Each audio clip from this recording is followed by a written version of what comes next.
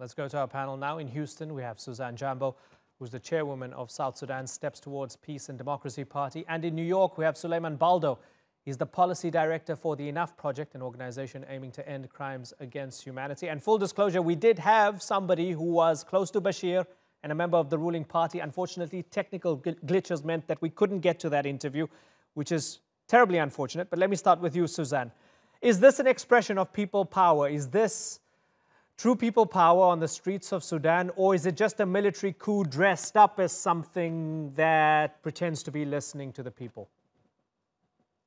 I guess on the straight up answer would be definitely it's the people's power taking to the street persistently from December nonstop up to now. And the very fact that they still remain vigilant until they see really what the intention and the objectives of this transitional military council, that it still remains primarily the people's power. But however, of course, the military seems to have stepped in and also tried to compromise with the population, with the rising population. So obviously, there has to be a convoy of governors, some sort of a semblance of a government that should take care of what the people want. But actually, it was as a result of the people uprising.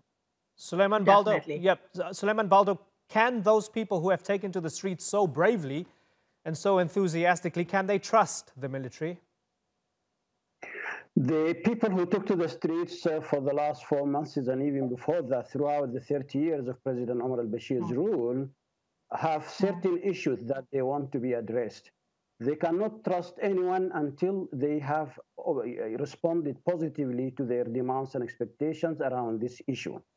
The issues that they want to see addressed are the dismantling of 30 years of the regime of President Omar al Bashir, a regime of terror based on total surveillance of society through the National Intelligence and Security Services, based on terrorizing population in marginal areas through attacking civilians, forcing 2 million people in Darfur into exile, forcing our brothers and sisters in South Sudan to opt for independence, forcing people in Blue Nile and South Kordofan to exile and displacement. There is also the issue of corruption. They would want to see also all the systematic, institutional, structural corruption of the regime to be dismantled. And their concerns as youth, because the people in the streets are the young people, young men, young women of Sudan, whose prospects in life are all facing dim futures because of the impact of that corruption on the economy. Until there is issues that address their own priorities, they will not disband the sit-ins, the protests, that are putting pressure on the regime so far. Right. So, Suzanne, something that was so institutionally strong, this entire group of people, which could be numbered in the tens of thousands, people who benefited from Omar al Bashir, people who were deeply invested in the government, they're not just going to roll over and die, right, or give up. So what do you address first? How do you actually begin the process of showing the protesters that you're taking their demands seriously? Okay, I will begin first by clarifying one point. I'm actually a citizen of the Republic of South Sudan, but of course a former citizen of the Republic of Sudan. Yes. So yeah, so growing up, I grew up with Bashir coming into power and whatnot. Yeah, definitely the institutional dismantling of the National Congress Party, Bashir's ruling party for 30 years, is going to take a very, very huge undertaking. It's a huge undertaking because it's a mindset, it's a way of living, and it's a whole culture that has been prevailing for the past 30 years. I mean, at least 3 generations born in that, and of course, the adults that were born in there and whatnot. So basically, yes, from the military to the national security to the banking system to everything, as my brother was just saying earlier on, with the level of corruption and favoritism within and among the ranks of the ruling party, the National Congress Party, obviously, definitely. But I would also like to highlight from the perspective of us within South Sudan as well, what would this mean? I mean, perhaps if you can allow me in a few minutes, but I would like to elaborate on that. I mean, it would mean definitely sisterly relations, peaceful sisterly relations between the people of South Sudan and the people of Sudan. And it would mean a lot of addressing all outstanding issues like the border issues, like the economic issues, outstanding economic issues, and the oil flows onto the Republic of Sudan from South Sudan and all those other issues.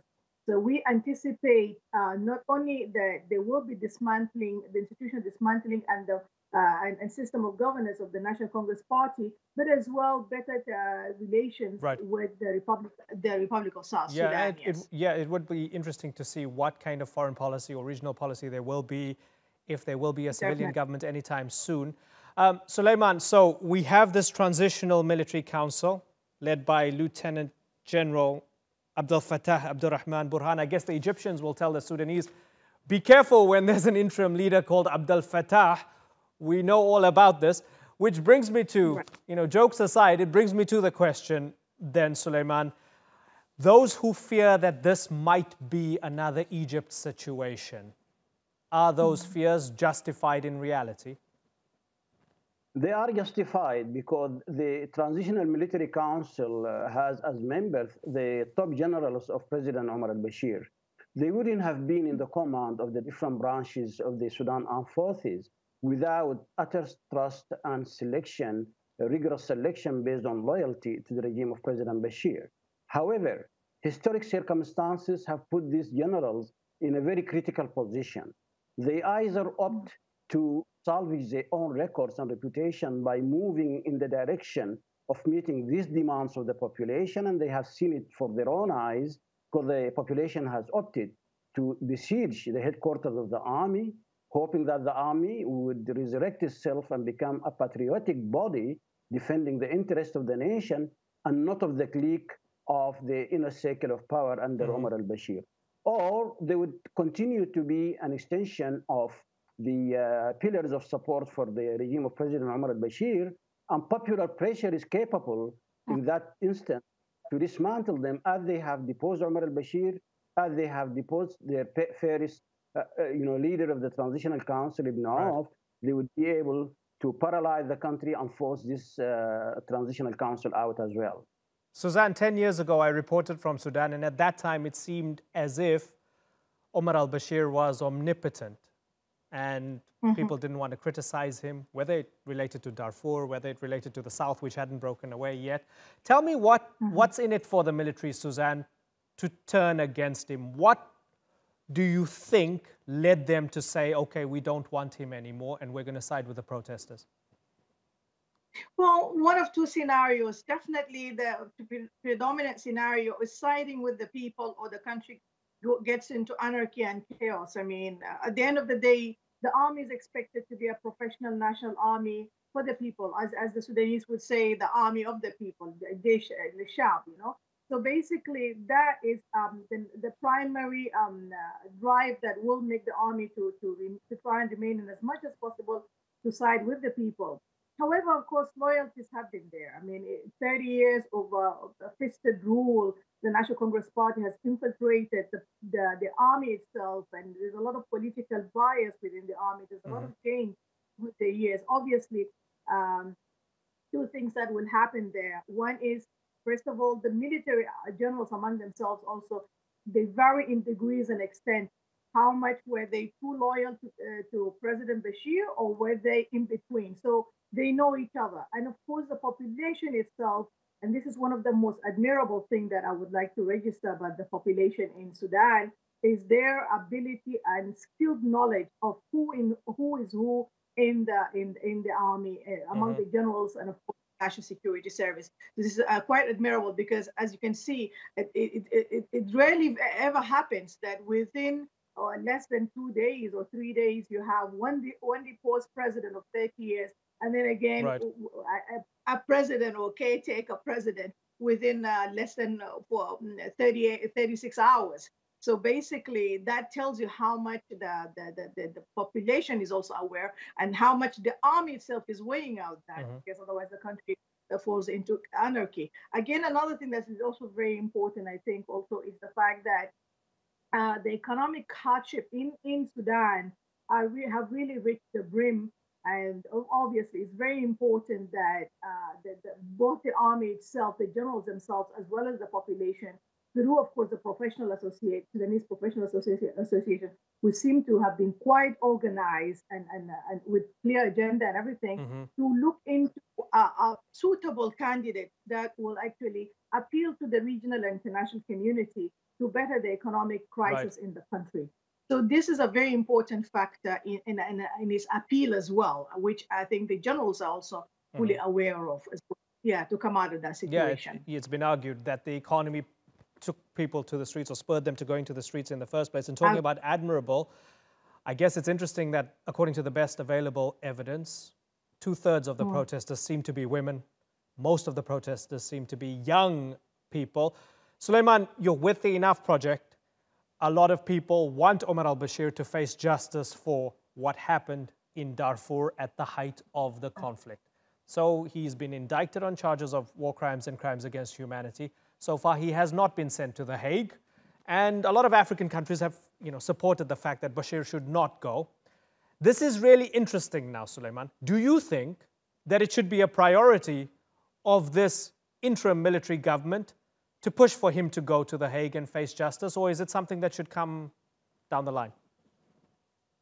I believe justice is the priority. We have had 30 years of total repression, mass atrocities, genocidal actions in Darfur, Brunei, South Kordofan. It's not only Bashir. There was a whole system of violence and a whole system of a militia state that meted out this violence. For the Sudanese society to recover and to heal and to reconcile, there must be all forms of justice, including international justice, when in our national judiciary or any hybrid system that we may come up with, and then transitional justice approaches and mechanisms to be put in place to address the variety and the width of all these crimes that have been committed over 30 years. So for me, the priority is really justice. Omar al Bashir should face the responsibility of having been the supreme commander that orchestrated the genocidal actions in Darfur. Definitely, he should be held accountable before The Hague, where he's already indicted and wanted. But we need to have an entire system of transitional justice and criminal justice to address the responsibilities for all these violations of human rights of the Sudanese. Suzanne, for those who are euphoric and in support of the protesters, and they see this moment as a moment of great hope for the Sudanese people, as somebody who's a citizen of South Sudan who saw euphoria and hope when you had your independence, only for things to spiral into civil war, what would you caution against? I wouldn't so much caution against the Sudanese uprising. I would actually applaud it to begin with, and I even more so applaud it for the level of peacefulness and the level of organization and improvement from the Egyptian and the Algerian uprisings altogether. So really, the Sudanese have continued to be a case study for most of us the past few months, and especially the past 1 week or so. So we've been studying almost every action. And so for us, it sends a ray of hopefulness for the people of South Sudan, as you rightfully say, that December 2013, we ascended into anarchy and wars and conflict and whatnot due to corruption as well, due to oppression as well. Okay, well, interesting times, people keeping a close eye on what's happening in Sudan and, of course, in Algeria as well. And again, a lot of people saying what you're saying, right? There seems to be a new maturity this time around. Maybe it's Arab Spring 2.0. It's a nice theory. Let's see if it plays out on the streets and in practice. For the moment, I have to move on. Suzanne Jambo and Suliman Baldo, thanks for joining us here on The Newsmakers.